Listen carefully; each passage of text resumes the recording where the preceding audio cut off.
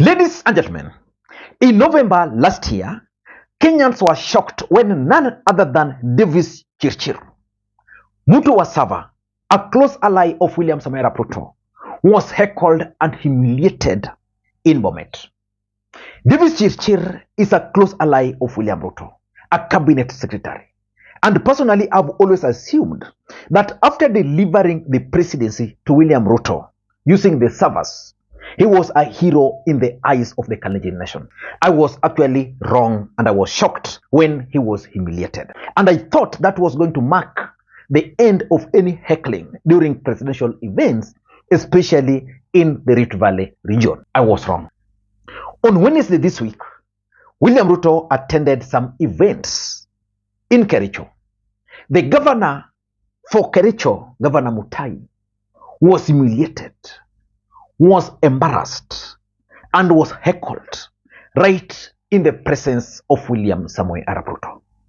And I remember asking you guys on this platform how long it was going to take William Ruto to stop that from happening, because it was giving the presidency a bad name. Again, I was wrong. Earlier today, William Ruto was in Bomet. The governor was once again humiliated. I want you guys to watch the events as they unfolded in Bomet earlier today, because in this video, I want us to do a critical analysis about what William Ruto should actually do to stop any further embarrassing situation like the one which you are just witnessing. Bwana Barchok atusalimie. Aya, Rais wetu wa Jamhuri wa Kenya, our Deputy President, na waheshimiwa members of parliament, na watu wa Ukapke Social, tusalimiane. Bwana asifiwe. Leo Rais, sio siku yangu tu. Yes. Ogaso, mimi nataka niwaambie hivi, mambo hii, kulete mambo hii kwa mkutano mimi sitaki. Ose biju? Ogaso, okwe bicho kwe viongozi hiju. Nyinyi ndio mnapanga MCA, ni kweli ama si kweli? Nyinyi ndio mnapanga mjumbe, ni kweli ama si kweli? Nyinyi ndio mnapanga senator, ni kweli ama si kweli? Hata huyu governor si mnapanga? Nyinyi, mimi nataka niwaambie, nyinyi mtulize maneno. Mkuwe ni watu wa kusoma barua ikiwa ndani ya bahasha. Kama kuna mtu hajafanya kazi, mngojee siku ya uchaguzi, mtamalizana na yeye. Lakini kwa sasa tuko na mkutano, governor ongea. Hiyo nafasi ni rais atachinenga. Agoide yu komesa merusa sinyon. Na tuko na shukrani mingi kwa sababu umetupatia heshima, umetutembelea. Ladies and gentlemen, that is Bomet. And the governor is being heckled right in front of William Ruto. And let me ask you this question. Do you think these guys were mobilized to go and heckle the governor? I'm asking that question. Because if they are mobilized and if someone is responsible for this heckling, then the government is underrating that person. It is serious. And in fact, this is the time for William Ruto now to take charge. I'm assuming that William Ruto is ignoring these things, but he must take charge. Let's assume this heckling took place in Kisumu or Homa Bay, that the president came to Kisumu and he was heckled that way, or the governor was heckled in his presence like that. What do you think majority of UDA supporters will be posting online today about the Luos and heckling and throwing stones? So the truth is, William Ruto must take action. He must take charge, because it's really embarrassing. And the truth of the matter is that I don't want to assume that these heckling are sponsored. The fact that they appear to be happening the way they are happening, I don't think it's as a result of someone sponsoring them. The truth is, there is something which is extremely wrong, especially in South Rift. And that is something that we should figure out. But let me ask you another question. Who do you think would be the next target? Because we've seen these guys targeting the cabinet secretary. Now they've targeted the governor twice. In fact, when the day the Cabinet Secretary for Energy, Chirchir, was heckled, there were rumors that those guys really wanted Kipchumba Murkomen. And Kipchumba Murkomen got information and did not attend the event. So who do you think would be their next target? For me, their next target is going to be William Ruto, and it's going to be very bad. So William Ruto must figure out how to tame this heckling. The truth of the matter is that most of these guys are heckling their leaders because, number one, performance. If you ask around, you'll realize that most of these leaders have failed their voters. Probably they promise things which they are not able to do. They are also the disconnect. You see, for example, the governor for Kericho, he was elected on the account of reforms. So most of the residents of Kericho had high hopes in him. He did not even have that money compared to other candidates, but they still voted for him because his policies were pro the voters. So there is disconnect already, and because of that disconnect, these guys are expressing their dissatisfaction. And of course, there is the unemployment rate. You see, if on a Wednesday, William Ruto can go to Kericho, you find that kind of crowd. At the same time, Sakaja, Ndindi Nyoro, and Kalonzo were in Nairobi, again, huge crowd. It means something is wrong. And because most of these guys are unemployed, they can easily do whatever they are doing.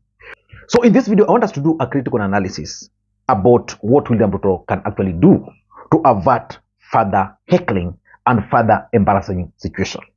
But before you do that, for those who are watching this channel for the first time, please take a second or two, click that subscribe button so that next time we produce a video like this, YouTube will automatically notify you. And to the subscribers, I want to continue thanking you guys for your continued support, because without that support, this channel cannot be where it is. Ladies and gentlemen, without any further ado, allow me to dive in. And by the way, for this particular video, ladies and gentlemen, kindly just press that thumbs up button. It's the best way you can support the channel and the Lee Gang. If you can drop your comment. Nowadays, I don't see some of you guys commenting. Just drop the comment, and of course, you can also share this video. And remember to also check the comment section. You'll find a link to my Facebook page. Follow that page. Just like I told you, I'm waiting for it to hit 5,000. Then we can start proper posting on the page. Ladies and gentlemen, what do you think William Ruto can do to avert any further embarrassing situation?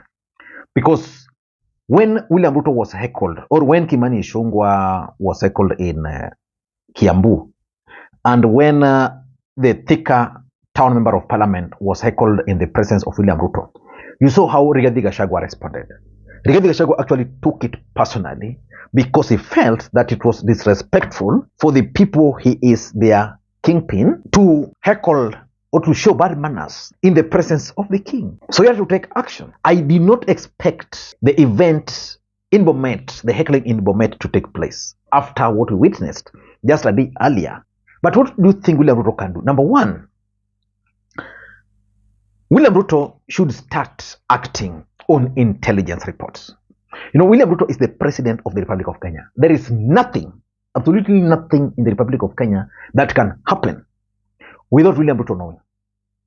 And if something can happen, you see, like in this situation, William Ruto was going for that event in Kericho. In Bomet, I expected the intelligence system to gather information there. So which means if it can happen, then the intelligence is sleeping. And I don't want to assume that our intelligence system is asleep.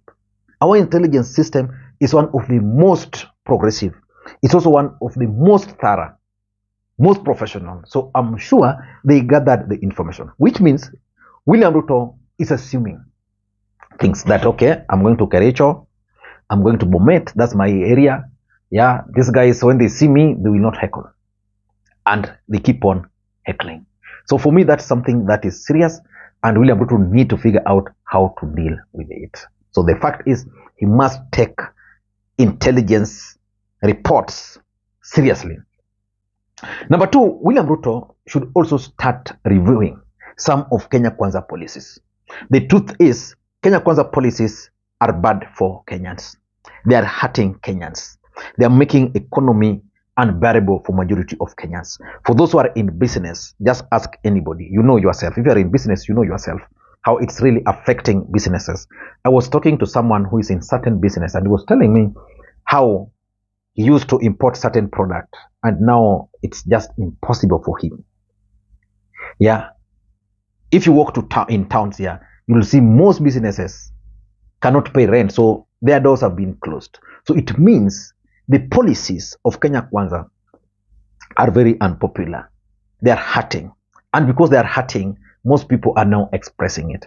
If, for example, Ruto was in Bomet and most businesses have closed down, so it means most people have been fired, most people have lost their businesses, you know. These guys must express themselves. So Ruto should sit back, watch or review the policies, Kenya Kwanza policies, and come up with something that can actually work for majority of Kenyans. I think that's not asking for too much. Number 3, it is high time for William Ruto to understand that he is no longer a presidential candidate, that elections are still very far away, that his events are no longer UDA political rallies, and that his events are presidential events. William Ruto went to Kericho for development tour. He went to Bomet for development tour. Then you still find Ruto on top of a vehicle addressing rallies.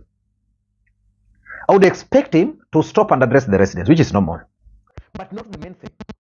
The main thing should be going to launch that road, going to launch that water project. But you see, launching the road and launching the water project is not the main event. The main event is these rallies where people are heckling each other. And for William Ruto to make these events appear presidential, he must lock out local politicians from playing politics. Because you see, the moment William Ruto turns these events as if they are campaign rallies, then politicians will always flex their muscles. Someone will undermine this guy, you know, someone will bring his people. But if they're strictly presidential, and it's very clear that when we go to a presidential function, the person who speaks, maybe the local area MCA, the local member of parliament, if there's the majority, the minority, to introduce the rest, the governor, the president, period. But we're in a situation where William Ruto is accompanied by 20 MPs. All of them want to speak.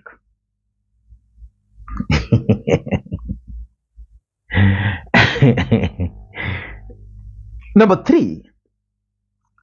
4, William Ruto must also start exposing publicly, because he has the evidence. William Ruto has the intelligence report about the organizers of this heckling. So, like for example, I had expected William Ruto to have a sit down with those who organized the hecklings in Kericho, and maybe publicly tell them off that next time I don't want you. Wewe nani nyindo mliorganize vijana. I don't want it. Their counterparts in Bomet would have taken cue. But if it happens there, you leave. It happens here, you leave. The next time, people will be emboldened, and there's nothing we'll do about it. And lastly, William Ruto must figure out how he's going to reconnect again with his core base. There is serious disconnect. The fact that these guys are heckling his allies, it means he's going to be the next. I don't know what to think. That's my take. Until next time, Makwiny. Bye-bye.